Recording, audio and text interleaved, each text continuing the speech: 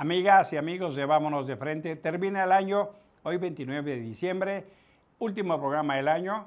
En esta ocasión les vamos a presentar lo mejor de Vámonos de Frente del segundo semestre del 25, los meses de julio, agosto, septiembre, octubre, noviembre y diciembre. ¿Cómo hicimos la selección? Esencialmente con los programas más vistos a lo largo de este semestre. Son los programas que ustedes más vieron, que más comentarios hicieron, que más like le dieron.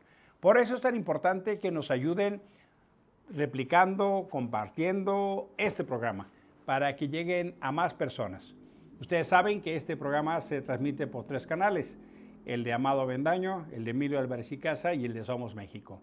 Son instrumentos de pensamiento libre, de información, de una lectura crítica de la realidad. El 2025 tuvo muchos momentos dolorosos. Ahí está el rancho Izaguirre, la muerte de Carlos Manso, o escándalos de corrupción como el Huachicol o como la Barredora, o temas tan dolorosos en nuestra historia nacional como la destrucción del Poder Judicial con la elección judicial y otros temas. Acá van a poder ver un recuento. Pero termina el año y también es ocasión para abrazarnos. El 31 es casi siempre esta oportunidad del balance y la proyección. Yo les deseo un año lleno de bendiciones y alegrías, a pesar del contexto tan difícil que vivimos en México y en el contexto internacional. Que sea un momento para abrazar la esperanza a sus seres queridos. Pásenla bien este 31, cuídense, porque el contexto no está fácil, pero que sea también un momento para renovar nuestra alegría, nuestra esperanza y el compromiso por un mejor país. Espero que la pasen muy bien y el próximo año nos volvemos a ver. El día 5 de enero será la primera transmisión de nuestro programa. Muchas gracias. En el caso de Amado ya estamos cerca de los 130,000 seguidores. En mi canal ya vamos a caminar hacia los 15,000 y Somos México también ya tiene avances de cerca de los 10,000. En los próximos años vamos a crecer mucho más. Sobre todo tendrán ustedes en su mano un instrumento para defender libertades y derechos como Somos México. Ya iremos platicando de eso. Muchas gracias. Que les vaya muy bien. Un abrazo. Lo primero que quiero hacerles saber es mandarles de parte de todo el equipo, acá de Amado, de la Piwi, de mía propia y de todo el equipo, un abrazo ante los abusos que están siendo objetos, ante los excesos, ante el despropósito de una forma de entender el poder y la manera de intentar acallarnos. Este programa busca eso, primero mandarles un mensaje pues con toda solidaridad y que puedan pues platicarnos, que compartamos acá lo que están viviendo y lo que significa. Si les parece, le voy a pedir a Carla, si es tan amable, de darnos una breve reseña de lo que ella vivió y lo que ha vivido, de manera que vamos a ir con cada uno de ustedes comentando y conociendo sus pormenores. Carla, ¿nos haces el saque, por favor? Sí, claro, con mucho gusto. Pues yo soy una ama de casa eh, en Hermosillo, Sonora, que pues en sus ratos libres me gusta usar las redes sociales y me gusta opinar de política, entre esas cosas, estar enterada del acontecer de, pues, de mi ciudad, del estado y también a veces de cosas en el país. Y en ese contexto, el año pasado, en la época electoral, yo hice un comentario en mi red de Twitter acerca de un cambio que hubo en los candidatos a diputados federales. La alianza de Morena y todos los demás partidos ya habían anunciado quiénes eran sus candidatos y de un día para otro, antes de donde todavía eran así como que se podían hacer los cambios, eh, dijeron que un candidato que ya estaba anunciado, que ya habían salido notas y cosas que él era el encargado en ir por esa diputación, dijeron que siempre no, que ahora era otra persona la que lo sustituía, pero a mí me llamó la atención que esta persona pues es esposa de un político muy importante. Entonces, en ese sentido, y haciendo uso de mi libertad de expresión, yo puse un tweet, comenté que pues ironicé que había hecho un berrinche, ¿no? Esta persona para conseguir que pusieran a su familiar y quitaran a la otra persona que ya estaba anunciada. Y eso me bastó para, pues, que me cayeran una denuncia por violencia de género, que al principio, pues, estaba incrédula yo, y a la gente que le platicaba me decían, ¿qué te van a hacer? No es posible, no tiene ese poder el INE, ¿cómo te van a sancionar? No les hagas caso, me decían. Y bueno, afortunadamente hubo, pues, voces sensatas, abogados que me dijeron, sí, sí, o sea, tienes que contestar, pero todavía me decían, no te va a pasar nada, nomás tienes que contestar y ya te van a, o sea, no va a pasar nada, tienes que aclarar qué es lo que quisiste decir, que era, estabas hablando de un posible caso de nepotismo, que no era tu intención, que así lo fue, esa era mi intención. Y, y pues no, o sea, para mi sorpresa fui sancionada primero en la sala regional, apelé a esa resolución y todavía yo con esperanza que en la sala superior pues iban a revertir ese fallo y me iban a dar la razón, porque pues me parece todavía injusto todo lo que sucedió porque no tomaron en cuenta lo que yo quise decir. Me preguntaron a qué me refería y fui clara a qué me refería en ese momento y pues ahí los magistrados que votaron en contra fueron más allá de analizar mis palabras textuales, fueron a analizar lo que infirieron, lo que yo quise decir, me dijeron que no, que mi intención fue otra, ¿no?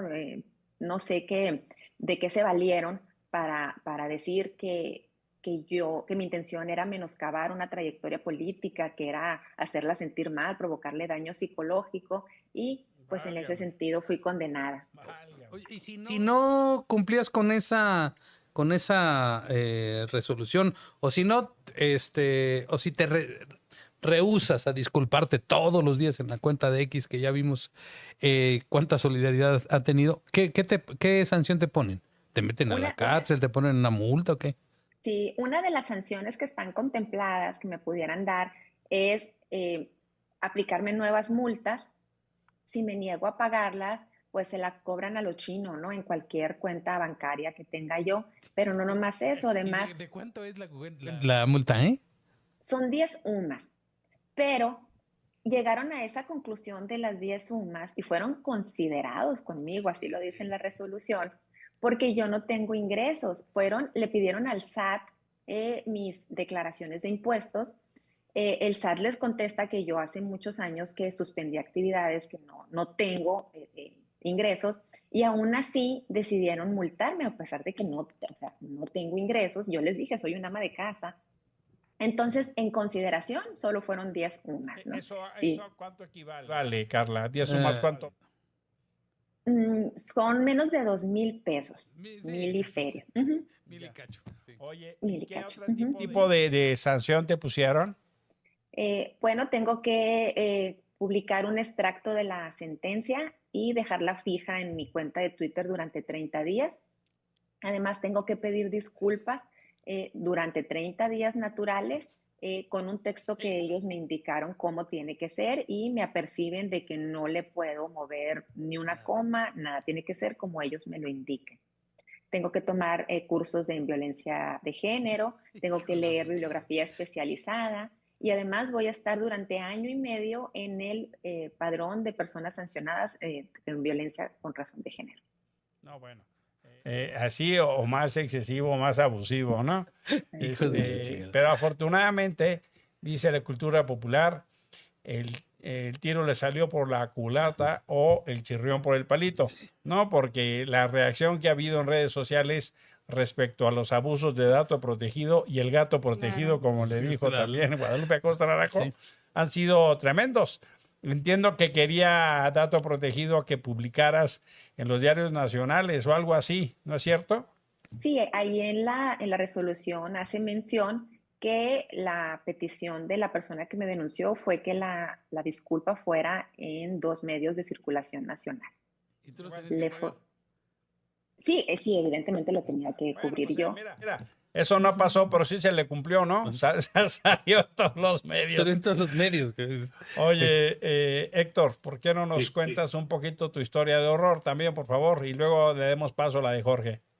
Sí, claro. Bueno, muy rápido. El 1 de mayo pasado publiqué en el Universal una columna sobre las redes de huachicol que operan desde las aduanas de Tamaulipas. Y cité un documento que el general Luis Crescencio Sandoval le envió al general Audomaro Martínez. Luis Crescencio era entonces el secretario de la Defensa, Audomaro el director del Centro Nacional de Inteligencia, para alertarle sobre la existencia de una red a cuya cabeza se encontraba un sujeto llamado Juan Carlos Madero Larios. Este personaje es cuñado de Tania Contreras. Tania Contreras era consejera jurídica del gobierno de Américo Villarreal, había renunciado para competir en la pasada elección judicial para quedarse como presidenta del Supremo Tribunal de Justicia de Tamaulipas. Entonces, pues en la columna se hace referencia a este documento que fue hackeado por el colectivo Guacamaya, se hace referencia a la relación y el posible conflicto de interés que esto podría significar. Y había un comentario un párrafo en el que yo decía que Tania Contreras era considerada la carta fuerte de Morena para quedarse con la presidencia del tribunal. Desde luego era la consejera jurídica de Américo, personaje cercanísima al gobierno. Apareció en los Fue beneficiada por los Ajá, acordeones. por las acordeones, exacto. Sí, fue una de las maravillas del algoritmo impreso, el acordeón. Ok. Y la semana pasada, el martes, miércoles, no me acuerdo qué fue ratificada por el Tribunal Electoral como presidenta del Supremo Tribunal de Justicia del Estado de Tamaulipas, ¿no? También. Sí, fue ratificada. Ya había una impugnación que no se consideraba idónea su candidatura por esto que he expresado, pero el tribunal no aceptó la impugnación. Entonces prácticamente pues se va a convertir en septiembre en la presidenta del Supremo Tribunal de Justicia del Estado de Tamaulipas. Lo que hizo fue demandarme por violencia política en razón de género y por calumnias. La acusación de calumnias fue desechada, pero la otra no. Y fue prosperando en las medidas cautelares porque no las acatamos. Nos ordenaron bajar la columna. El periódico decidió que esto era abrirle la puerta a la censura llana, lisa y llana, y entonces decidimos mantenerla. Entonces nos fueron aumentando la gravedad de las medidas cautelares hasta que se decidió en la última resolución que me ha llegado que sea yo inscrito durante 4 años en el padrón, en la lista esta de personas que han cometido violencia política en razón de género. Te recetaron a ti, Héctor. 4. Estaba yo leyendo que las faltas que no son consideradas graves son por lo general de 3 años. Esta la consideraron tan grave que nos endilgaron 4 y para estar inscritos en un padrón en el que, por cierto, no está Cuauhtémoc Blanco. O sea que eres peor que Que Cuauhtémoc Blanco. hombre, ahora Eres peor que Cuauhtémoc Blanco. no. Imagínate, Hijos de la chingada. imagínate, No. nada más. Y bueno, viene una multa, lo mismo que le ha pasado a Carla, en el sentido de pedir disculpas públicas en mi caso fueron 16 días consecutivos en la columna, dejar anclada ya para siempre la disculpa. Imagínate nada más, cada que escriba yo una columna tengo que dejar un espacio para disculparme y reconocer. O sea, indefinidamente. La resolución dice dejarla anclada de fijo. Entonces me imagino que pues mientras aparezca la columna tendría que aparecer esta disculpa. Y al mismo tiempo, pues lo mismo, la obligación a que yo reconozca que cometí violencia política en razón de género, la obligación de que yo reconozca que es indispensable que yo me disculpe, la gravedad, en fin. Y bueno, desde luego la lista de lecturas para sensibilizarme sobre el tipo de columnas que debo escribir en lo sucesivo. Y por ahí, no sé si haya pasado lo mismo en el caso de Carla, pero el Tribunal el Instituto Electoral de Tamaulipas citaba una ley de imprenta en la que viene un artículo donde dice que en caso de no acatar se castigará incluso con arresto. No, bueno. ¿Y en qué situación están en este momento, tanto el Universal como tú, porque pues obviamente no he visto que estés disculpándote cada vez que escribes una columna. ¿Está en un proceso de apelación? Sí, estamos recurriendo esta resolución. Queda todavía una instancia, que es el Tribunal Federal, para ver qué resuelve. El Tribunal Federal, pues, históricamente había fallado en favor de la libertad de prensa, de la libertad de expresión, aunque ya hay casos en los que no lo ha hecho de ese modo.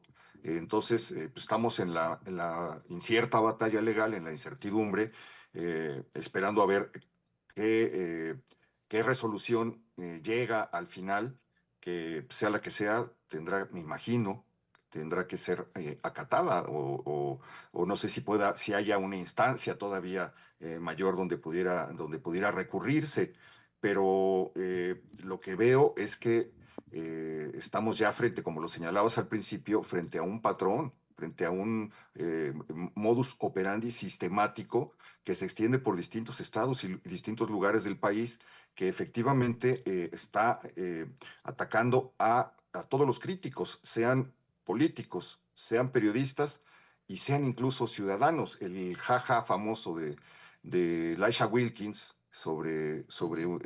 colocado en un tuit, en un posteo en X, que sea acreedora a una sanción, me parece de extrema gravedad, por no mencionar el caso de Jorge González, donde estamos ya en un retroceso de tiempos de la Inquisición, donde para poder decir lo que sea necesitas tener un interventor atrás sancionando si se publica o no lo que tú escribes.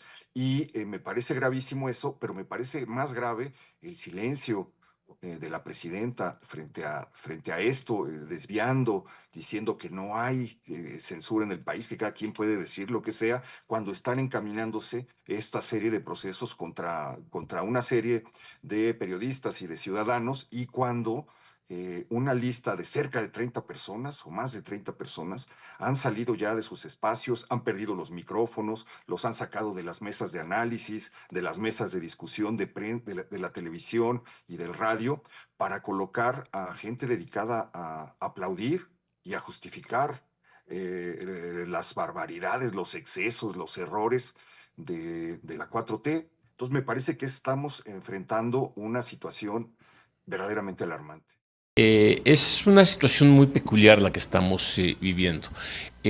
Sabíamos desde hace tiempo que tanto el gobierno de López Obrador como de Claudia Sheinbaum iban a querer hacer una reforma electoral. En términos meramente pues de sentido común, uno no entendería para qué cambiar el sistema con el cual ellos han ganado 2 elecciones. Correcto. Y han ganado la mayoría en las cámaras y tienen además triunfos en prácticamente toda la República a nivel municipal y a nivel estatal. Con esta autoridad electoral. Con esta autoridad electoral y con estas leyes. Ahí es en donde surge una primera duda. Bueno, ¿cuál es el objetivo real, el para qué?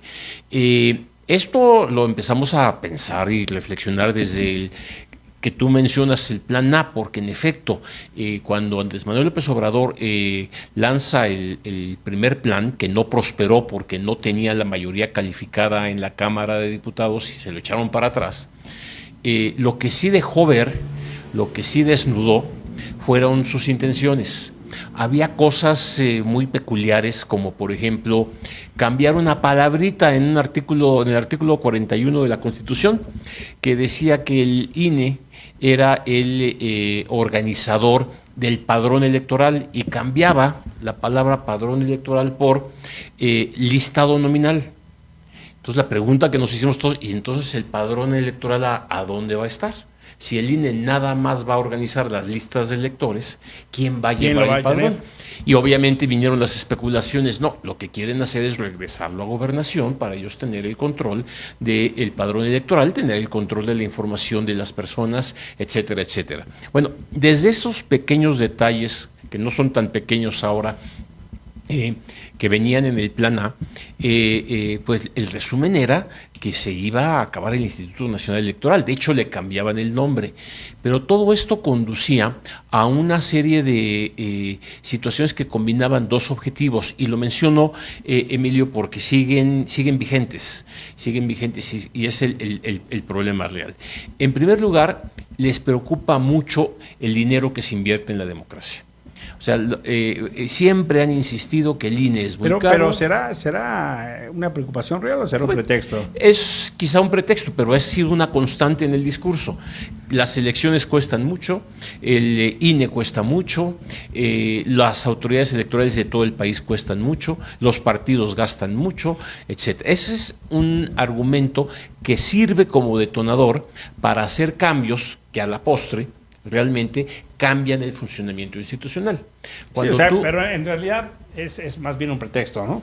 Porque mira, no tuvieron empache en hacer el gasto en la elección presidencial, no tuvieron, la elección judicial, no tuvieron empache en la amarrachada la revocatoria del mandato, claro. No tuvieron empache en la consulta pitera del juicio de los presidentes. O sea, en sus genialidades no tienen empacho en gastar, ¿no? Pero fíjate que, sí, de acuerdo, pero la elección judicial, por ejemplo, se organizó con menos de la mitad de las casillas que tendría que haber habido. Ahí están las consecuencias. Y las consecuencias son que no tuvimos PREP, que se tardaron 15 días en darnos los resultados, que los resultados, fueron los que ya se esperaban por los acordeones, que no hubo una autoridad que frenara ese tipo de cuestiones, y en buena parte el INE también tuvo que echarse para atrás en algunos derechos ya ganados de mexicanos. O sea, los mexicanos en el extranjero no pudieron votar, y el argumento del INE fue simple y sencillamente no tenemos dinero. Y las personas con discapacidad. Y las personas con... ¿A ti te tocó implementar ese tipo de cambios? Exactamente, pero ahora resulta que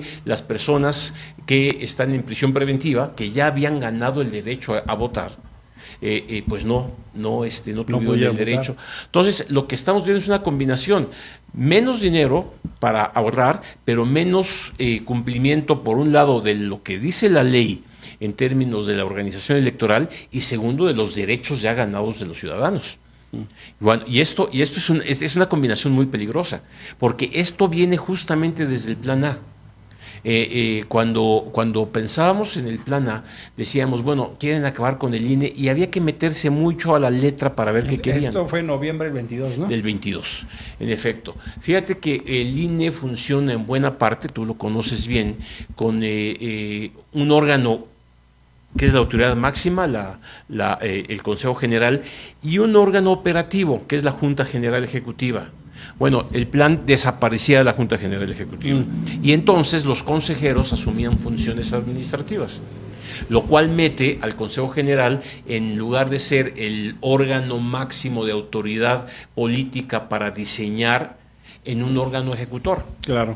En segundo lugar, tú tienes las juntas locales en cada estado de la República y las juntas municipales distritales en cada distrito. Cada uno de los 300. Desaparecían o se reducían estas juntas. Al mínimo. Al mínimo. Y esto genera automáticamente una desorganización del corazón del INE, que es el Servicio Profesional Electoral. Digamos, para decirlo en pocas ideas, pasábamos de una estructura de riego a una estructura de temporal, ¿no?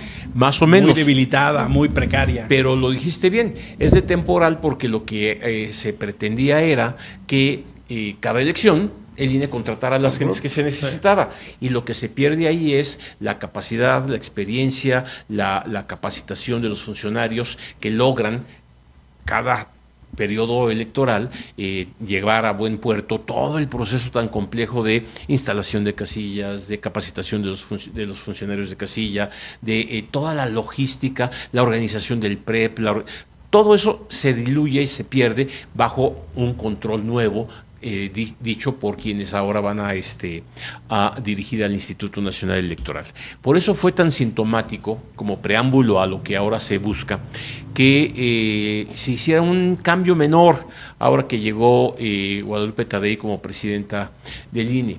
uno de los problemas que tuvo Guadalupe Tadei para dirigir al Instituto Nacional Electoral fue que no logró consensar con sus colegas quiénes deberían ser las principales autoridades operativas del instituto, la Secretaría Ejecutiva y las direcciones ejecutivas, básicamente. Cuéntales un poquito tu experiencia, porque eventualmente eso pudiera ser un tema menor, pero a ti te tocó participar en varias discusiones de la construcción de acuerdos para nombrar el secretario o la secretaria ejecutiva.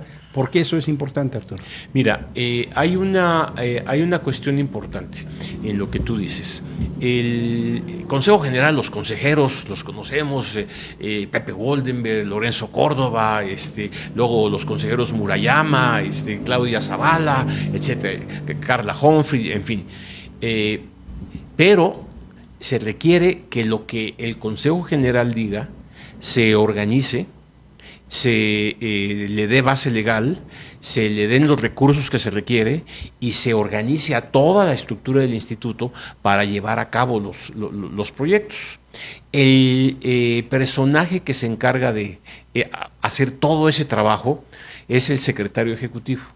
Ahora bien, el secretario ejecutivo entonces tiene una serie de funciones muy importantes. Es el representante legal del instituto, es el que es el responsable del presupuesto del instituto, es el responsable de organizar y coordinar a toda la estructura de línea a nivel nacional, por lo tanto tiene mucho que ver con el Servicio Profesional Electoral, y es el secretario de la Junta General Ejecutiva, o sea, el que coordina a todos los directores ejecutivos. Bueno, ¿qué pasa si a esa persona la nombra un solo consejero o el presidente? Pues que toda la institución depende de lo que diga una persona. Y esa persona pues va a quedar bien con quien lo nombró. Exactamente. Por eso mismo, lo que dice la ley es que el secretario ejecutivo debe ser nombrado por el Consejo General con una mayoría calificada de votos. Eso hace que la mayoría del Consejo, en este caso 8 de 11, tienen que estar de acuerdo con la persona que sería la Secretaría Ejecutiva. Pero lo mismo ocurre con los puestos de las direcciones ejecutivas, porque si no, lo que tú tienes es que el Registro Federal de Electores pues va a ser dirigido por quien la presidenta diga, o el Servicio Profesional Electoral, o la administración del instituto. Lo que tú no estás diciendo es que con Tadei se rompió la colegialidad. Se rompió la colegialidad porque además cambiaron la ley con la mayoría que tienen para decir, pues si no se pone de acuerdo el Consejo General, la presidenta del instituto puede nombrar directamente a los directores ejecutivos. Y entonces ya los directores, pues, nombrados directamente por la presidenta o el presidente, pues van a obedecer a la presidenta o el presidente que los puso ahí, no al conjunto de consejeros. Claro. Y eso es lo que vuelve muy peligroso y destruye la colegialidad institucional. En realidad, déjame hacerte una postilla. Parecería ser que lo que están destruyendo es el modelo de autoridad. Sabemos, por la cultura política mexicana, que cuando el poder quiere pegarle a alguien, utiliza N+, o lo que se conocía como Televisa. Es un medio que esencialmente transmite información gubernamental. Y lo que nos hicieron saber es que Adán Augusto López, coordinador de la bancada de Morena, no había declarado 79 millones de pesos. Y eso generó un tremendo escándalo. Él dio una conferencia de prensa donde quiso aclarar, pero honestamente creo que no aclaró, creo que enredó más. Comentábamos el viejo dicho, ¿no? Para decir mentiras y comer pescado hay que tener mucho cuidado. Porque más enredó. O sea, lo que quedó claro después de la explicación de Adán Augusto es que era un evasor fiscal. Ya el periódico Reforma lo sacó. Digo, oye, no corresponde lo que pagaste impuestos con el ingreso que dices que tienes. Pero ya hoy ya pagó otra. Ahora ya dice que ya pagó. Siempre sí pagué 20 y tantos millones de pesos. Ya pagué. O sea, no había yo pagado, pero ya pagué, ¿no? Nos enteramos que era un gran empresario. Nos enteramos que según él es el mejor notario del mundo mundial de Tabasco, que ahí están las escrituras para que se vea. Nos enteramos que es un ganadero próspero. Nos enteramos que ha tenido herencias significativas. Vende jirafas. Mira, yo creo que sí, de suyo, la ley prohíbe, además que es promotor de jirafas. Vende jirafas. Sí. Regala jirafas. Regala animales exóticos. Ese es zoologista. Y pues que de repente el cuate tiene 79 millones de pesos no declarados. No estaban pigüis en su declaración en el Senado. ¿Te acuerdas cómo la armaban de jamón cuando Por cualquier presentamos? cosa de declaraciones y aquí No presentó su declaración. De suyo eso es una falta que ameritaría. ¿Qué te hacían en el Senado? que según que ya no podía renovar contrato, Ya le no podía quitaban renovar, el te acceso, despedían, sí, quitaban. O sea, es una falta severa, ¿no? Así Pero no solo no lo presentó en su declaración patrimonial, se llama, para la obligación a los servidores públicos, no estaba presentado en su declaración de impuestos. Tampoco. El periódico Reforma hizo un análisis y dijo, bueno, pues están cobrando 2.4% cuando debería pagar el 35%. Y Adán Augusto no solo genera esta condición de conflicto de intereses, de hecho la ley prohíbe, por ejemplo, si eres un determinado tipo de servidor público, recibir cierto tipo de ingresos para que no se genere conflicto de intereses. En su caso lo tienes que declarar. Cuando yo vi esta información, mi querido Amado, me acordé, no solo de Benito. Acabo de buscar en Google cuánto cuesta una jirafa. ¿Cuánto cuesta? $100,000. $100,000, pues ahí está. Sí salía. Con razón. Apenas sí salía. para reducir un pedacito. Apenas. Y si la jirafa se llama Benito, ¿cuánto cuesta? Bueno, pues es que el joven Amado es inquieto periodista, sí. y el no tan joven Adán, pues estuvo envuelto ahí en un tránsito de un Benito, ¿no? Sí, de un Benito, una jirafa. Sí. Bueno, pero digo, volviendo al punto. Volviendo al punto, lo que me parece es inconcebible, ¿no? Porque no solo está involucrado en el escándalo de La Barredora es el grupo criminal de Tabasco, brazo del cártel de Jalisco Nueva Generación, que comandaba Hernán Bermúdez, secretario de Seguridad Pública, que Adán Augusto puso. Sí. Luego él se fue secretario de Gobernación y Hernán Bermúdez se quedó. Fueron por él a Paraguay. Él ha dicho una y otra vez que él no sabía, que él no estaba enterado, y por eso comentábamos en la mañana, o es un inepto, o es un cómplice, y ya me dijo Michel Sokol,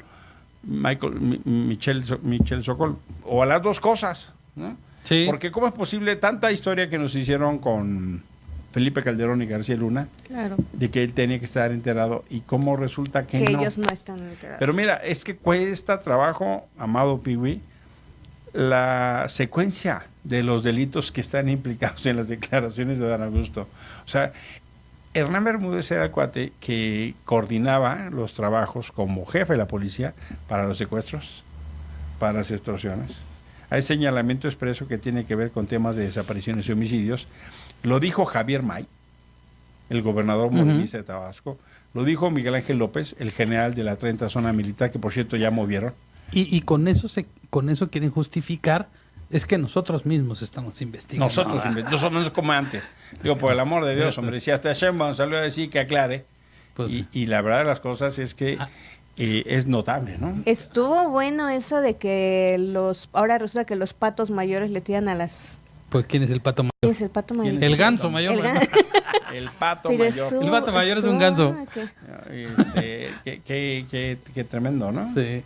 Ahora, déjame decirte, ¿qué es lo que siento yo en el caso de Adán Augusto? Es como cuando en la empresa hay que despedir a alguien, pero ese alguien tiene información importante y están tratando de que el daño colateral que implica el despido sea el menor posible porque tiene información. Se puede llevar la computadora, puede perjudicarlos al sistema, que saben que quedarse tiene copiado con el disco duro. Sí. Ya tiene copiado el disco duro. O puedes tener las contraseñas de las redes sociales. Es que una fíjate cosa así. que el cuate le pagó algunas borracheras al jefe. Algo así, ¿no? Y le sabe algunos secretos. Le sabe algunos secretos. Pero entonces lo que hacen es desgastarlo y desprestigiarlo lo más posible. Para eso utilizan a N+, antes Televisa, para meterle el mayor desgaste posible. Porque el otro día subí un tuit muy indicativo. puedes ver todas las conferencias de prensa de Adán Augusto. Y está solo. Están en todas las anteriores. Todos acompañándolo. Todos arropándolo. Para lo que sea. Hasta Monreal estaba en sus pinches conferencias. Hasta en la conferencia de la momia, de cuando salió el Noroña, ¿no? Todos. Así. Ahora Adán da sus conferencias solo.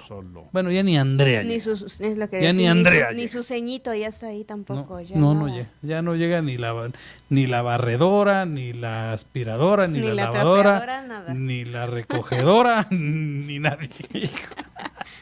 Nadie llega, pobre. Llegamos a la conclusión, decíamos un recuento, de que Morena en realidad es una tienda de línea blanca. ¿No? Sí. Porque tenemos una lavadora. Sí. ¿No? Hay una lavadora que son las lavadoras Vector. Las lavadoras Vector. Las lavadoras Vector. Romo, las lavadoras Romo. La lavadora Romo. Tenemos un problema porque la línea comercial es Vector, pero la casa matriz es Romo. Sí, la ¿no? lavadora. El jefe de oficina de Andrés Manuel. Eso ya está señalada no solo por el Departamento de Estados Unidos, sino por la Fiscalía General de la República, involucrada en la investigación y el huachicol fiscal. Entonces tenemos la línea de lavadoras. Sí. Luego tenemos la línea de las barredoras. Las barredoras, ¿no? Don Adán. Barredoras Don Adán. Barredoras El Edén. Porque Tabasco. El Adán. El Edén de Don Adán. El Edén de Don Adán. Y luego también tenemos ahora la aspiradora. La aspiradora López Obrador. Es que tenemos aspiradoras López. Tenemos varios modelitos, unos más viejos y unos más recientes, y con particularidad de tendencias orientales. Aspiradoras Andy. Esas son las de las que aspiradoras se llevan, del presupuesto público. Esas, sí. Hay unas más chiquillas, unas cosas así. Y también hay una fábrica ahí de recogedoras también. Y luego hay una fábrica que recoge todos los desastres. Sí, ¿no? la pobre recogedora. Una señora que tiende a recoger todos los desastres. Sí, la recogedora. Que parece que está por ahí en el centro de la Ciudad de México. ¿No? Esta es la matriz, ¿no? Es la matriz. Sí. Bueno, pues esa es línea blanca morena. Pero lo sorprendente, y yo me hago la pregunta, mi querido Amado, mi querida Piwi, es que no va a renunciar, Adán. No va a renunciar. Ni va a renunciar, ni lo van a renunciar. Pero mejor que ni renuncie. Sí, no. Pues sí, la verdad. Que ni renuncie, que el desgaste sea tal. Es que ya están en una posición en la que pierden si se va, pierden si se queda. El asunto es cuál es el daño menor según los cálculos de ellos. Incluso yo pensaría que lo mejor que puede pasar es que Adán se quede. Mira, fíjate, déjame decirlo. En el ánimo de que uno quiere ver que este gobierno deje de hacer daño, en el ánimo de que quieras que este país ya no esté destrozado por Morena, dices, hombre, que se quede ahí, sí, porque la erosión va a ser mayor. Pero también fíjate que me puede en el ánimo de México, ¿eh? O sea, que un personaje que está involucrado con un cártel o con la designación de un secretario que es la cabeza de un cártel en Tabasco, en su estado natal, a saber cuántos negocios, porque yo automáticamente cuando supe los 79 millones, Piwi, pues pensé en los miles o no sé, cientos de espectaculares que había de Adán Augusto en la campaña, ¿no? Ya está Rocío González al aire con nosotros. Hola, Rocío, está aquí en el estudio. Hola, buenas noches. Hola, Rocío, buenas noches. Emilio Álvarez y Casa y está Jessica Paola. Hola, Emilio. Hola, Paola, buenas noches. ¿Cómo estás, Ros? ¿Cómo están? Cuéntanos cómo está Poza Rica, por favor. El panorama está desolador. Créanme, es una impotencia tremenda la que tenemos porque necesitamos ayuda, necesitamos apoyo. Hay familias a las que ni siquiera se les ha podido ir a ver porque no se puede entrar. Están con el lodo a la cintura, con el lodo, ni siquiera el agua, el lodo, sí. Gente que no tiene comida, que no tienen agua, que ya tienen 3 días ahí, que no se les ha podido ir a ver, sí. Todo fue devastador, totalmente devastador. Preocupados muchas gentes porque no encuentran a sus familiares, no saben nada de ellos. Supuestamente el gobierno nada más hay creo que 44 muertos, o sea, son muchos. Hay muchísimo estudiante desaparecido atrás de la UV de medicina, pues es una colonia donde pues se rentan cuartos para estudiantes y no se les avisó, si no pudieron salir, están desaparecidos, sí, y el gobierno no quiere decir nada, absolutamente nada. Están coartando todo lo que era la pseudo nueva presidenta que vamos a tener, supuestamente, está acaparando los víveres que están mandando de otras ciudades para entregarlos a título personal. Ahorita acaba de la Marina, dieron apoyos, pero lo que manda la gente de otras ciudades, eso no lo están dando. No lo están dando. ¿Qué le están haciendo? No lo sé, sí, pero no lo están dando. Y mucha gente necesita apoyo. Necesitamos medicinas, necesitamos agua. Hay gente que es diabética, que es hipertensa. Gente que se corta porque pues el agua llegó tan fuerte que rompió ventanas, puertas, todo. O sea, casas que se fueron completitas. Entonces, yo les pediría encarecidamente que nos ayuden, porque lo necesitamos, realmente lo necesitamos. ¿Qué es lo que Y no más solo se Costa necesita? Rica. ¿Sí? ¿Qué es lo que más se necesita en este momento? ¿Qué es lo que urge en este momento?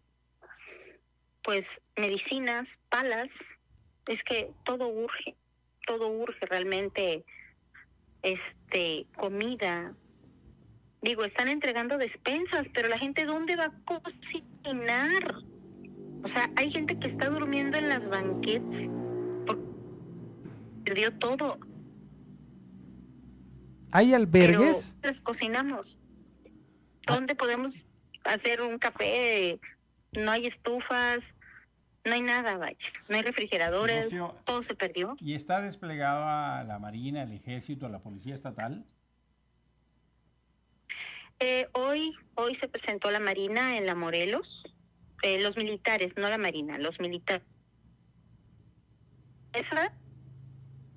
Pero es un desgarriate, la verdad, ni ellos mismos saben cómo hacerlo, sí.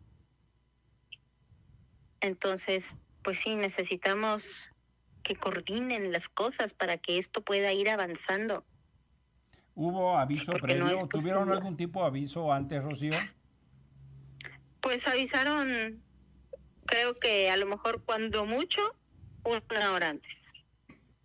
A mí me hablaron a la 1:30 de la mañana para decirme que se estaba poniendo muy feo. Pero a las 4:30 nos estábamos inundando. Esta inundación está peor que en el 99. En el 99, donde yo vivo, subió 15 centímetros. Ahora, o sea, faltaron 5 centímetros para que tapara el techo. O sea, casi Así, 2 metros. Y yo vivo un poco retirado del río, sí vivo algo retirado, y aún así me llegó al techo. O sea, yo no quiero, ni he podido irme a fijar a las más cerca del río, porque hay casas que desaparecieron completitas. Y hay algunas que todavía están bajo el lodo. No hay acceso. Oye, ¿y a ti quién te avisó que se estaba inundando? Una amiga. O sea, no fue Una amiga. una señal de protección civil un día antes que había algún problema. No, por supuesto, bueno, fue una amiga. Una amiga, y además a las 5 de la mañana empezó el silbato de Pemex. Sí. Es un silbato que tenemos aquí en Pemex. Y cuando, bueno, suena al 10 pre, que eso no trabajan los de Pemex, pero ese tipo de silbato es solamente cuando hay una catástrofe. Una emergencia. Es cuando suena.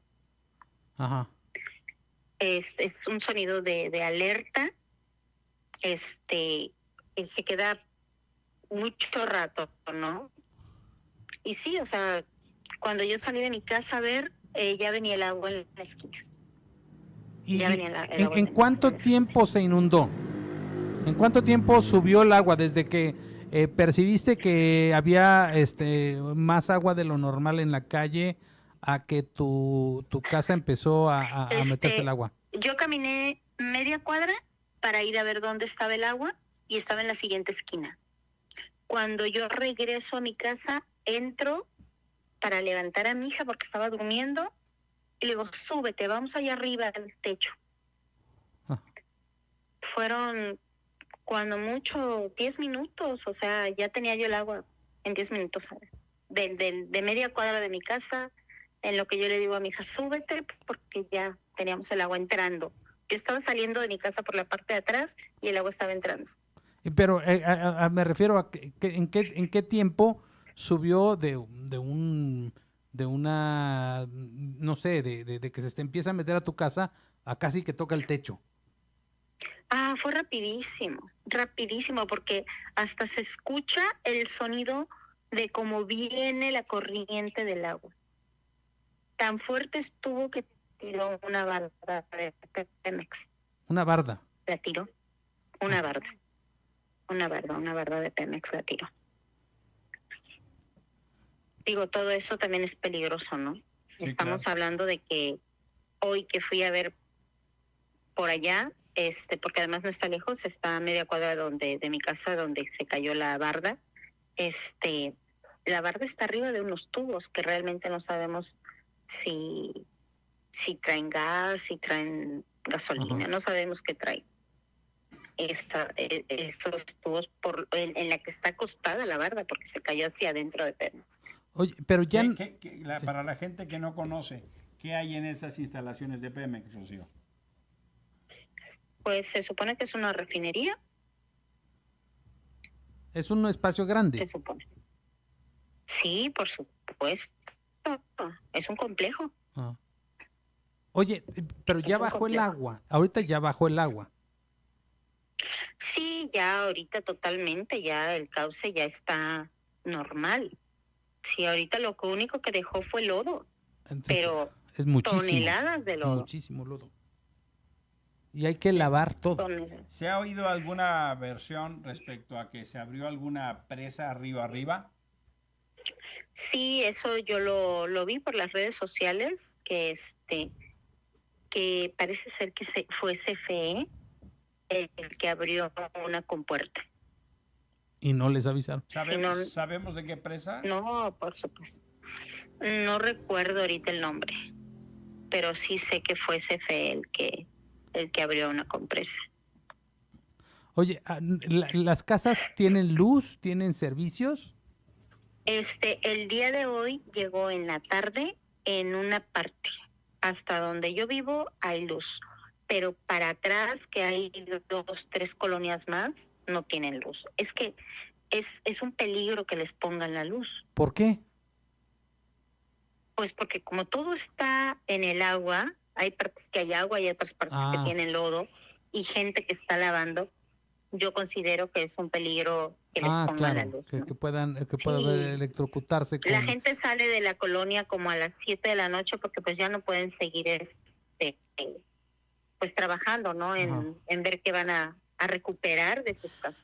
Oye, ¿y qué actitud tomó la ciudadanía ahora con la visita de la presidenta y de la gobernadora allá en Poza Rica? Pues que yo sepa, en algunas colonias la corrieron.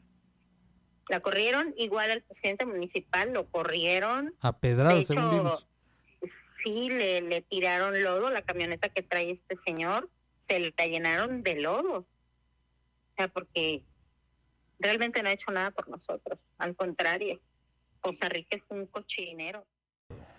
Pues este nombre de la generación Z parte de las protestas en Nepal, que justamente las generaciones más jóvenes fueron las cuales pues alzaron la voz y estuvieron un poquito tu participando. micrófono y acércatelo. ¿Listo? ¿Ya? Sí. Bien. Sí. Estuvieron participando de manera muy activa y generaron pues un cambio social en Nepal. Y eso se ha reproducido en varias partes del mundo y pues llegó a México. Y llegó a México porque pues estamos viviendo pues, un retroceso democrático y creo que las juventudes se están dando cuenta de eso. Y por eso muchos jóvenes se empezaron a organizar y nos empezamos a organizar con ellos, justamente para alzar la voz. Y la verdad es que no solo se sumaron jóvenes, sino que incluso se sumaron gente, ciudadanos de todos los estratos y de todas las edades. Y creo que eso hay que rescatarlo porque significa que el llamado de los jóvenes impactó a todo el mundo. Pues es Nepal, Madagascar, sí. Perú, de manera muy significativa, ¿no? Sí. Incluso protestas no muy grandes, pero en Venezuela y cosas así, en otras partes de Latinoamérica también ya ha llamado a la generación Z. ¿Tú cómo ves estas movilizaciones, mi querida Laure? ¿Qué te dicen? ¿Cómo te interpelan? A mí me preguntaban el sábado que estuve ahí en la marcha y me decían, ¿qué es lo que a ustedes les llama alzar la voz, a marchar el día de hoy?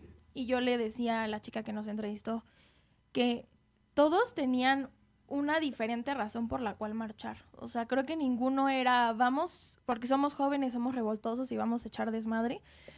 Creo que era más de, está el sector de los médicos que están enojados porque no tienen con qué trabajar, está el sector de los estudiantes que entran en paro cada 8 días porque los profesores o no se presentan o no están de acuerdo, está el sector de los abogados que no estamos de acuerdo con los cambios que han surgido del Poder Judicial, están los ciudadanos que simplemente tienen el hartazgo de que sienten que ya no son representados por los actuales partidos políticos y el gobierno en turno. Entonces creo que lo bonito de esta marcha fue eso, las causas tan diferentes y distintas y diversas de todos los que asistimos a marchar, porque inclusive había campesinos en sus caballos. Sí, yo los vi. Sí. Vi hasta unos detractores. Sí, pues es que hubo detractores, hubo campesinos. Hubo detractores. Hemos tenido el movimiento de los transportistas, de los cañeros, ha habido movimientos de demanda de agua, están las tragedias de las inundaciones pésimamente atendidas. Todavía un mes hay comunidades que siguen no atendidas y incomunicadas. Hay una enorme cantidad de demandas por el tema de seguridad. Por supuesto, toma una dimensión muy, muy especial el asunto de Uruapan, con Carlos Manso, el homicidio que en realidad no es que haya muerto, o lo asesinó, la marcha decía, lo asesinó el gobierno, ¿no? Bien por omisión o complicidad, o ambas cosas. Antes fue el de Bernardo Bravo, líder limonero en Apatzingán, también mataron a un sobrino de Hipólito Mora. Culiacán llevó un año de guerra civil, propiamente, pero se desató una enorme discusión por la marcha, mi querido amado Jesús, que veo que ya estás poniendo encuesta. Ya la puse desde hace rato, que no tenía yo ni cómo ponerla, pero a ver, lo que pasó es muy significativo. Antes de entrar aquí al aire, platicamos de que tenía mucho tiempo que no sentía esa sensación de a ti te debe haber tocado un chingo de veces también, el gas lacrimógeno en los ojos y en la garganta, te irrita la garganta. No, yo no estaba tan cerca, pero sí te alcanza a irritar los ojos y empiezan a llorar mucho los ojos, entonces no se puede ver bien, y la garganta pues te raspas, como que se te reseca y pica, es como si te hubieran echado, como si hubieras tragado chile seco en la garganta, entonces es muy irritante, muy incómodo. Pero lo que vimos, este asunto de represión, yo no lo vi en sexenios anteriores priistas y panistas, te voy a decir, porque pues no sé si recuerdan, pero cuando surgió el movimiento Yo Soy 132, ustedes ni nacían. En el 2012, salimos a marchar en contra de Peña Nieto, cuando Peña Nieto tuviera candidato, o sea, no, todavía ni había elección, entonces, pero no pasó gran cosa, pues, ¿no? Así surgió el movimiento 132, que muchos pues ya sabemos dónde quedaron, pero esto de la represión abierta no había sucedido. A mí me tocó también este tipo de grupos que eran los que generaban la violencia cuando las organizaciones de la sociedad civil salíamos a marchar en Chiapas, y entonces se desataba la represión brutal. Ahí sí, yo me acuerdo, pues te disparaban los botecitos esos de goma. Los de gas de lacrimógeno, y sí te desmadraban completamente porque no podías ver. Corrías y podías ir chocando con cosas porque no podías ver, ¿no? Aquí el gas pica, pero sí puedes seguir viendo, ¿no? Sí. Pero esas cosas no las vivía yo desde hace más de 30 años. Eso me recuerda es el olor del autoritarismo, tiene olor y tiene pinta de gas lacrimógeno. Es una conversación complicada porque pasaron muchas cosas, ¿no? Antes, durante y después. Antes vimos un gobierno que preparó esencialmente un contexto para inhibir, descalificar, desmovilizar la movilización. Y déjenme centrar la conversación en eso. Ustedes fueron las y los autores de esta pinta de narcoestado. Sí. ¿Por qué no nos platican de eso y ya luego pasamos a platicar del sábado, si les parece? Sí, justo creo que es muy importante retomar eso de las pintas, porque mientras iban pasando los días, íbamos sintiendo cómo incrementaba la fuerza policial, cómo incrementaban las vallas, ¿no? Entonces llegamos el jueves a las 6 de la mañana, nos organizamos entre todos los chavos de Impacto a pintar narcoestado ahí en las vallas. Más o menos unas 2 horas estuvimos ahí. La verdad es que había... ¿Por qué pintaron narcoestado y no narcogobierno? Porque nos parece que narcoestado, el concepto de narcoestado ejemplifica mejor que el narcogobierno. El narcoestado habla de cómo hay una sociedad desde gobiernos locales, municipales, diputados, poder judicial, una cosa que a veces incluso trasciende al gobierno mismo, ¿no? Al gobierno Morena mismo, ¿no? Que es una cosa transversal entre todos los que participan en el Estado en general. Entonces, para nosotros era importante como recalcar eso. El jueves hicieron su primera pinta, Laura. Sí, bueno, el miércoles otro grupo de jóvenes ya lo habían hecho, pero lo hicieron muy chiquito y ni siquiera les dio tiempo de tomar fotos porque se los taparon. Entonces, nosotros decidimos que era un buen momento para volver a realizar la pinta y volver a... Pues sí, o sea, que fuera más llamativo y hacerlo muchísimo más grande. Esa pinche foto se hizo viral. Sí. ¿Cuál? Sí. La de narcoestado. Sí, claro. En todos lados andaba. Y es que como se puede ver a través de webcams, en el se veía que el tamaño de las letras permitía perfectamente ver. La primera pinta, según registró Amado de Jesús en la webcam, tardaron 17 minutos en borrarla, ¿no es cierto, Amado? Sí, más o menos. Sí, Y eso fue jueves.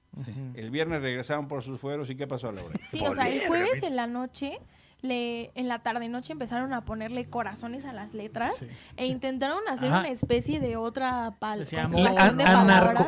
Le pusieron anarcoestado, le pusieron una antes. Pero se entendía como amar, amar al Estado, anarcoestado, pero era como un poco más amar. ¿Era más M que N? Era más M, sí. Y la taparon, le pusieron solvente. O sea, eso sí no lo supimos al día siguiente y fue de, tenemos que accionar. Yo estuve a las 12 de la noche en el Walmart de mi casa. ¿Solvente? Buscando pintura, ¿no? Pintura para poder tapar lo que ellos habían hecho. Ajá. Porque nosotros solamente teníamos puro aerosol. ¿Qué implica que le pusieron solvente? Pues que se despintaba más rápido la pintura y se botaba. Entonces no se veía todo el esfuerzo que había conllevado el realizar la pinta. Eso fue el jueves. Entonces el viernes de la mañana regresamos otra vez a las 6 de la mañana. Hicimos la misma pinta, pero del lado derecho le pusimos ¿a qué le temen? ¿No? Porque era esa de por qué nos quitan la pinta. Inclusive otro de nuestros compañeros de Somos Impacto, que es médico, él del lado izquierdo decidió él solito poner más medicinas. Más medicamentos. Más medicamentos. Ajá. Él solito fue de la nada, ya se nos perdió y ya estaba en más medicamentos ahí. Y pues estuvo muy padre, la verdad, el realizar ese tipo de pintas. Y eso fue el viernes. Ya el viernes estábamos todos así de lo van a quitar. Estábamos 100% seguros de que lo iban a quitar. Lo quitaron como a las 12, ¿no, Dani? Algo así. Como a las 12. Sí. Alguno de nuestros compañeros de otro partido, la verdad, nos avisó, nos dio el pitazo de ya lo están quitando, están pintando flores, mariposas. Lo pintan relativamente rápido. Yo monitoreaba de a ratos en el webcams y dije, no, ya lo volvieron a madrear, ¿no? Sí. Pasaba un ratito y ya se... Hicieron pasar como de brigada poética y poner maripositas. Y sí. Y de hecho todo parece y todo indica que fueron trabajadores de la Secretaría de Cultura a los que mandaron a pintar. A tunear la valla. Lo cual pues también te habla de cómo utilizas los recursos del Estado, ¿no? Para ir a pintar una protesta legítima. Pero déjame decirte una cosa. Les duele mucho. O sea, una pinta de jóvenes que podría interpretarse, si tú quieres, de manera hasta despectiva, como una travesura, es algo que les duele muchísimo. El día de hoy queremos platicar con ustedes del tema de la salida de Gertz de la Fiscalía General de la República. Escríbanos cuál es su opinión de esta salida. Resulta que en un día muy atropellado, que se empieza a filtrar el miércoles en la noche, el jueves Alejandro Gertz manda finalmente, después de tensiones y jalones y empujes y una carta de Adán Augusto a la oficina de la presidencia, Claudia Sheinbaum, donde supuestamente hay incumplimientos graves. Y parece que era más bien un proceso de extorsión, mi querido Amado. Fíjate qué loco, el que está acusado por ser la cabeza de la barredora, es el que opera. Es el que opera la destitución del que lo investiga. Primer problema, ¿no? Adán Augusto López, como gobernador, designa a Hernán Bermúdez, secretario de Seguridad, que a la postre se convierte en el jefe del cártel Jalisco Nueva Generación en Tabasco, que se le conoce como la barredora. De extorsiones, de asesinatos, de desapariciones, de robos, de huachicol, de empresas fantasma. Bueno, esa persona acusada. Es el cártel Tabasco, ¿no? Es el cártel Tabasco, no tan nueva, pero sí se pasan de generación. Es el que promueve la operación para destituir al que lo investiga. En la mañana, en la conferencia de la mañana del jueves, Claudia Sheinbaum dice, pues estamos leyendo, y empieza toda una operación que termina en una carta extrañísima, donde no renuncia Gertz Manero, y avisa que se va de embajador a país amigo. Entonces han salido toda serie de especulaciones buscando dónde está País Amigo, por más que hemos buscado. Yo le busqué en Google. En el almanaque no hemos encontrado. Hay dos versiones de la historia. Una es que País Amigo pueda ser Nicaragua, Venezuela o Cuba, porque a cómo se lleva este régimen. Y otra ha trascendido que pudiera ser Alemania. Yo me pregunto, ¿qué le hemos hecho a los alemanes? ¿No?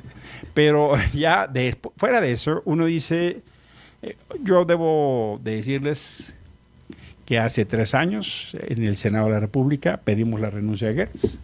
Pedimos la renuncia de Gertz porque nos parecía muy grave su desatención a las víctimas, nos parecía muy grave su indolencia en no atraer los casos. Y yo en la mañana preguntaba a Amado, a ver, un caso emblemático que haya resuelto bien.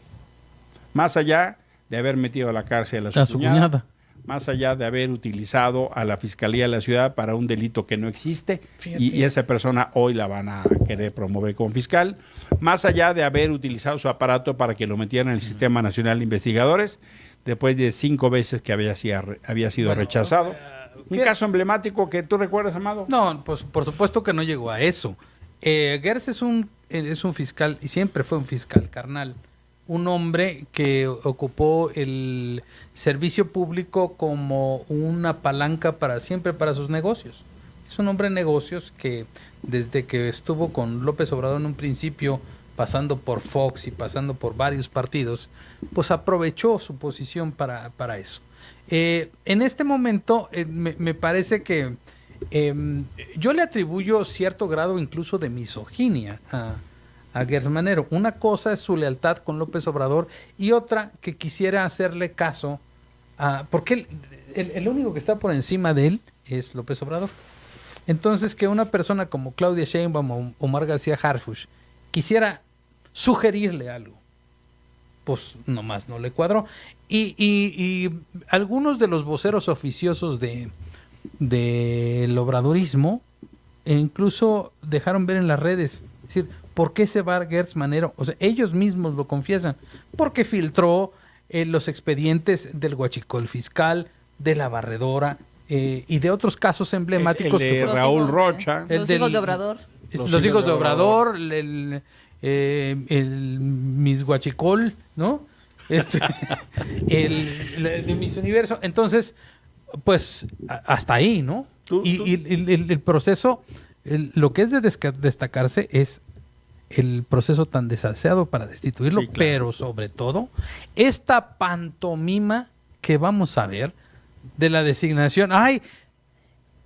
Te quiero preguntar, así como decíamos con la Pigui, ¿quién irá a ser el fiscal? Por cierto, hagamos una encuesta. Tenemos ¿Quién noticias creen que vaya a ser el fiscal? De la Quiniela del Bienestar.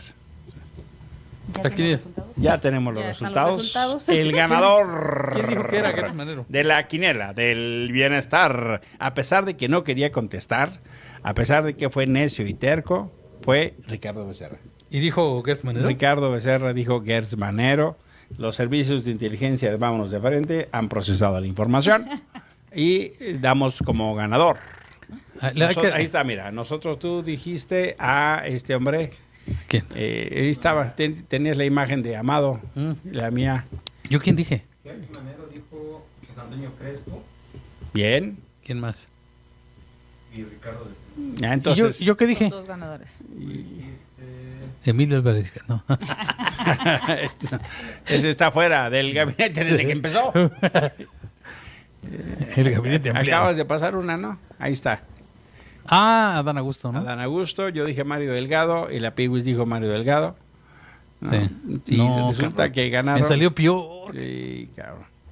No, te salió peor, ese fue el que lo sacó. Ese fue el que lo sacó, cabrón. Sí, entonces damos por ganadores de la segunda etapa de la quiniela del bienestar a José Antonio Crespo Y a Ricardo. y a Ricardo. Les vamos a regalar una pelotita. No un libro, le vamos Para a el regalar un estrés. libro porque cada vez que veo a Ricardo Becerra me regala un libro. No, Le voy a vamos regalar darle un libro mío, Una pues. pelotita para el estrés. Para el estrés. Me parece. Y mi querida Jazz, ¿cuál te parece a ti el caso emblemático? ¿Cómo recordarías tú a Gertz? Creo que al final toman o cambian las fichas por el tema de que empieza a sacar como todos los trapitos, ¿no? Como varios trapitos que tenían escondidos. Entonces al final eso no les conviene. No le conviene a la presidenta. La cantidad de expedientes que tenía Latinus, ¿no? Ya sacaba unos pinches expedientes. Y, ay, ¿de dónde? Dijo Loret que al principio pues sí tenían que hacer periodismo de investigación, pero que ya luego les llegaban solos y se los aventaban. Ya procesado. Pues sí, ¿no? Pues van a mover un poquito las fichas. Ya pusieron una fichita nueva. Llega Ernestina Godoy. Una fichita Mira, nueva. Una fichita, conocida en la ciudad como la fiscal Carnala. Sí. ¿no? Ahora. Ella, fíjense, miren, para ubicar, ¿no? Ella era fiscal cuando cayó la línea 12 del metro. Sí. ¿No? Caso emblemático. Ella exoneró a Yasmín Esquivel aunque no le correspondía. Por ejemplo. Y también ella fíjense, acumulaba carpetas. acumuló carpetas. Había un meme que decía, O te portas bien. no te portas bien, te fabrico un delito. Sí. Bueno, ella fue uno de los casos emblemáticos de la Fiscalía Espía. Utilizó el software Pegasus, que es un software que se instala en los teléfonos de producción israelí, que solo se le vende a los gobiernos, y eso fue hecho con Harfush. Le inventaron delitos en Colima y en Michoacán a la gente que investigaron. A Santiago Taboada. A Santiago Taboada, Lo- a Federico lo met- Dorin, lo metieron en Rojo de la Vega. a Jorge Triana, a Alessandra Rojo de la Vega, a Jorge Romero, pero también ¿A quién? a Monreal. A Monreal, y que sí le digo, ya se pasaron de lanzas, a Eugenio Martínez del Estado de Ya le México. chingan. Y con el pretexto de que estaban en una investigación de desaparición forzada de personas y de secuestro, las compañías telefónicas daban la información. Pero es una cosa muy perversa porque nunca solicitan la verdadera autorización del juez. Utilizan las excepciones que da la ley para salvar personas y se dedicaron a espiar a opositores y a contrincantes. Eso hizo la administración de Ernestina. Luego, en su salida, llegó el mismísimo Lord Cúspide, Ulises Lara, que fue el encargado del despacho. Pero miren, Que tiene un récord Guinness en titulación en menos de 24 horas. yo quiero recordar que Ernestina era la coordinadora del grupo parlamentario Morena en 18. Ella era diputada local. Modifica la ley y modifica la Constitución, porque la Constitución de la Ciudad de México prohibía eso. Se la modificaron para que ella pudiera ser fiscal. Luego la quisieron reelegir y la vuelven a modificar. Y quieren pretender hacer creer que esta dupla Harfush-Ernestina era muy buena. En realidad lo que hicieron fue cambiar la forma de medir las estadísticas. Pero ahora repiten la fórmula. Ernestina es senadora de la República con licencia, junto con Harfush. Bien independiente ella, ¿eh? Independentísima. Independiente. Soberanísima. autonomísima. Entonces, quieren otra vez, y por eso yo decía que Morena se ha convertido en todo aquello contra lo que luchaba, porque decían que no debería haber intervención política, y de manera muy vergonzosa, ahora lo que vemos es una sumisión, pues sin rubor ni pudor, casi burlando la impudicia y sin no decir la asquerosidad, que tengamos una fiscalía con un conato político, un uso político para perseguir a opositores, a transportistas, a campesinos, a estudiantes, a generación Z, a líderes de la sociedad civil. Es decir, todo aquel crítico o todo aquel antagónico es amenazado. Es más, la propia secretaria de Gobernación amenazó con averiguaciones previas a los transportistas que estaban bloqueados. Yo no sé ustedes, yo no sé, Amado, si se acuerdan de que esta capacidad del Estado haya sido utilizada con esa vehemencia en contra de narcotraficantes.